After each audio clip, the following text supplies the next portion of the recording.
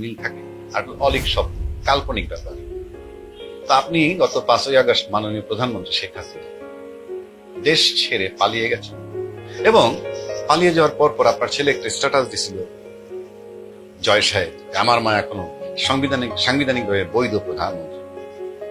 তার পরিপ্রেক্ষিতে আমরা বলেছিলাম যে আপনার মা যদি বৈধ প্রধানমন্ত্রী হন তাহলে উনি কি রাষ্ট্রীয় সফরে গেছেন ভারতে গিয়ে একেবারে আর্মির প্রশিক্ষণের একটা এয়ারক্রাফটে চড়ে উনি চলে গেলেন কি ভারত রাষ্ট্রীয় সফর করতে।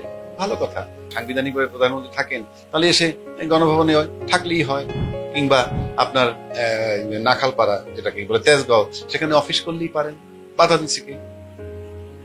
অথচ শেখ হাসিনা সেই একই কথা আবার কথোপকথন ফাঁস করলেন, বিশেষ করে সোশ্যাল মিডিয়ায় আসতেছে এবং সেখানে উনি নিজে ক্লেম করছেন আপনি যে আপনি বৈধ প্রধানমন্ত্রী সাংবিধানিক ভাবে, এবং আপনি বলেছেন যে ইউনূস সাহেব লাশের উপর দিয়ে লাশ ফালাইয়া আমাকে সরানোর জন্য লাশ ফেলেছে, লাশের উপর লাশ, আর যাতে লাশ না পড়ে সেজন্য আমি চলে এসেছি।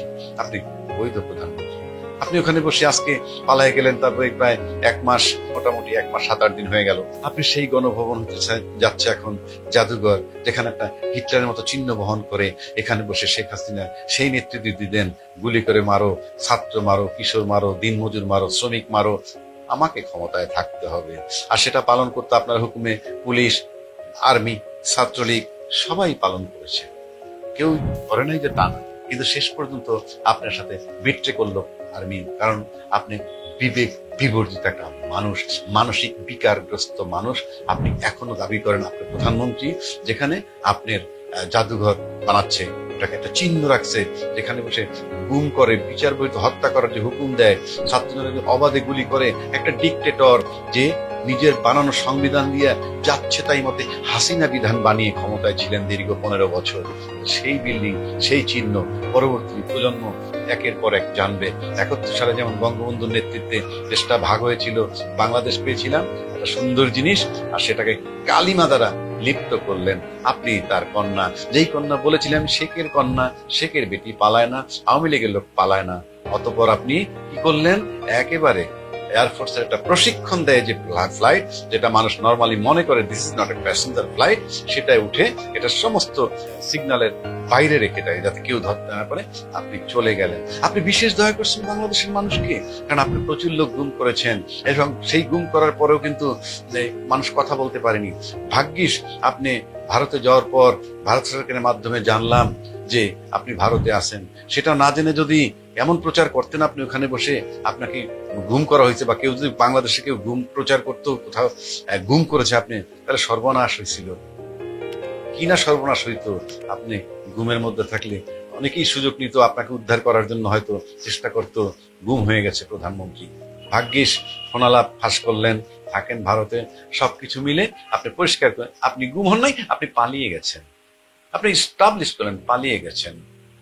এখন আপনি সংবিধানের দোহাই দেন যে আপনি সংবিধান মোতাবেক, আপনি সংবিধান দিয়েই আপনাকে বুঝানো হবে, সংবিধান তো না, হাসিনা বিধান দিয়েই বুঝানো হবে যে you are no more prime minister. আপনার দুঃস্বপ্ন, এবং এটা আপনি এই ফোন আলাপ করে যে বলতেছেন মানুষকে যে আমি খুব কাছে আসি, চট করে ঢুকে যাব, এসব দিয়ে কিচ্ছু করতেছেন ওই লোকগুলাকে আপনি আরো বিপদগ্রস্ত করতেছেন।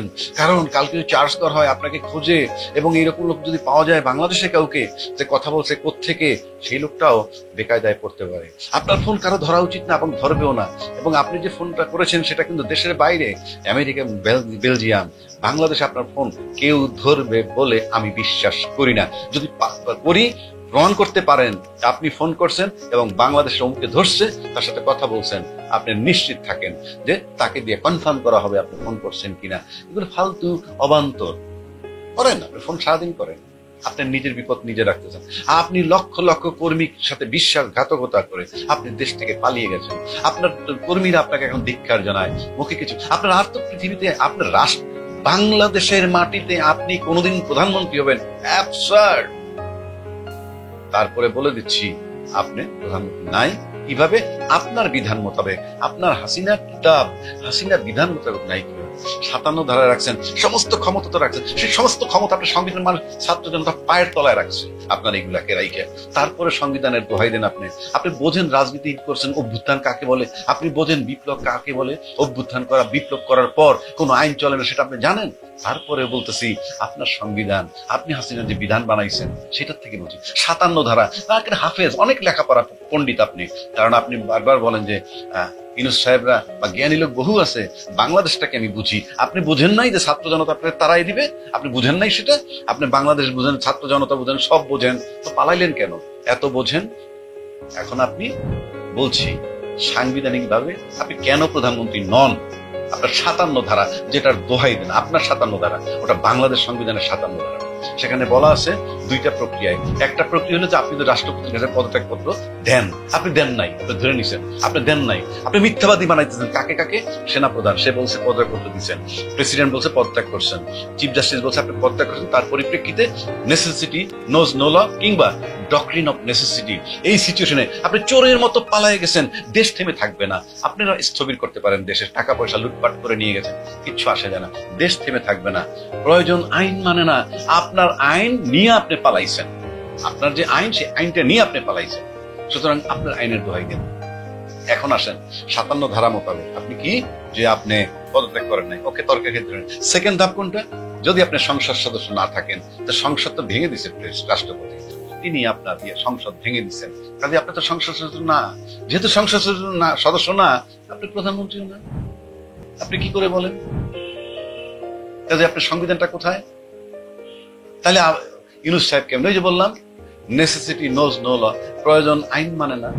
যেমন মানুষের, একটা মহিলা বলেন একটা পুরুষ বলেন, আইন আছে, রাস্তাঘাটে আপনি টয়লেট করতে পারবেন না, কিন্তু আপনার এমন বেদনা উঠছে, টয়লেটের বেগ এমন হয়েছে, সে নারী কি পুরুষ, সে কিন্তু রাস্তায় বসে টয়লেট করবে। অর্থাৎ ওই যে বিধান লেখা আছে খোলা জায়গায় বা লোকসম্মুখে আপনি টয়লেট করতে পারবেন না, কিন্তু প্রয়োজন আইন মানে না। সুতরাং এইটা দেশের প্রয়োজন। দেশটা তাও তো 5 তারিখ থেকে 8 তারিখ পর্যন্ত সরকারবিহীন ছিল, কিছুই হয় নাই। যা আপনি করছেন, হ্যাঁ, সরকারের থেকে ওই 3 দিনে এই দেশে বহু কিছু হইতে পারতো। আপনি যা করছেন, যে জঘন্যতম কাজ করছেন, তার 100 ভাগের 1 ভাগও অপরাধমূলক কাজ হয় না ওই 3 দিনে। বাংলাদেশের মানুষ এত ভালো, লোকগুলোকে আপনি খারাপ করছেন, প্রশাসনকে আপনি খারাপ করছেন। আপনি নিশ্চিত থাকেন আপনার বিধান মোতাবেক আপনার প্রধানমন্ত্রী না। আমি আবারও বলছি, আপনার সংবিধান মোতাবেক আপনি প্রধানমন্ত্রী না, যেহেতু সংসদটাকে রাষ্ট্র ভেঙে দিছে, আপনি সংসদ সদস্য না। আর প্রধানমন্ত্রী হওয়ার শর্তই হলো তাকে সংসদ সদস্য থাকতে হবে। সুতরাং you are no more prime minister. অলিক স্বপ্ন দেখেন না। আপনি যাদের কথা বলতেছেন, এখন তো বেলজিয়াম আমেরিকা কথা বলেন, পারলে বাংলাদেশে যার সাথে আপনি কথা বলবেন সে বিপদগ্রস্ত হবে, কারণ আপনি 113টা খুন মামলার আসামি। আপনি বলতেছেন কি অন্যায় আপনার বিরুদ্ধে মামলা 113টা, এগুলা কি হয়? আপনি মনে করেন তো কিরকম মামলা করছেন? কারোর বিরুদ্ধে 400 মামলা 300 মামলা করেননি, আপনি করছেন। তা আপনি এখন খারাপ লাগে কেন? হ্যাঁ, আপনি যদি জানতেন আপনার এই করুণ পরিণতি হবে আপনার লোকদের, আমার মনে হয় আপনি জেলখানা সংস্করণ করে যেতেন। অন্তত 5 স্টার স্ট্যান্ডার্ড সব জেলখানায় 50টা 30টা করে রুম রেখে যেতেন, যাতে করে রাজকীয় জীবনযাপন করতে পারতেন। হ্যাঁ, এবং যদি বইলে দিতেন যে আমরা যদি কোনো ক্ষমতাচ্যুত হই, তাহলে আমাদের যারা মন্ত্রী এমপি আছে তাদেরকে জেলখানায় নিলে এইভাবে তাদেরকে থাকতে দিতে হবে, আইন করে যেতে পারতেন। এটা ভুল করছেন। যাই হোক, আপনি অলিক স্বপ্ন দেখেন না, এবং আপনি যত এটা বারবার প্রচার করবেন মিডিয়ায়, এই টেলিটক আপনি করবেন, প্রকাশ করবেন, তাতে কিন্তু আপনি আপনার বিরুদ্ধে যে ছাত্র জনতা, এই দেশের লোকগুলো, তারা সবসময় আপনার বিরুদ্ধে ইউনাইটেড হয়ে যাবে। যখন এটা বলবেন ইউনাইটেড হয়ে যাবে এবং আপনি বিপদগ্রস্ত হবেন। এবং আপনি যা করতেছেন এটার জন্য আপনার দলের কর্মীদেরকে আপনি আরো বিপদগ্রস্ত করতেছেন। আপনার দলের কর্মী আপনাকে আর বিশ্বাস করে। আপনি বিশ্বাসঘাতক প্রধানমন্ত্রী, না বিশ্বাসঘাতক প্রধানমন্ত্রী না, বিশ্বাসঘাতক দলনেত্রী আওয়ামী লীগের। আর বিশ্বাসঘাতক প্রধানমন্ত্রী তো বটেই। বিশ্বাসঘাতক বলবো কেন? আপনি তো আসার প্রক্রিয়াটাই বিশ্বাস ভঙ্গ করে আসা। যাই হোক, অলিক স্বপ্ন দেখেন না, আপনার লোকগুলাকে আর বিপদগ্রস্ত করেন। আপনি বাংলাদেশে যদি কখনো আসেন, আপনাকে ফেরতই আনা হবে, অথবা কেউ আপনাকে পাঠিয়ে দিবে।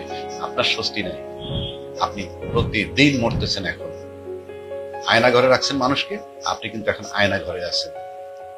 খেয়াল রাখবেন, 3rd law of Newton, every action has an equal and opposite reaction. আপনি তার ভিতরে আসেন, আপনার ফোন কেউ ধরবে না সামনে। ওই বেলজিয়াম টেলজিয়াম ধরতে পারে, বাংলাদেশের জন্য ফোন করে দেখান, সেইটাকে ফাঁস করে দেখান, তবে বুঝবো যে আপনি কথা বলতে পারেন।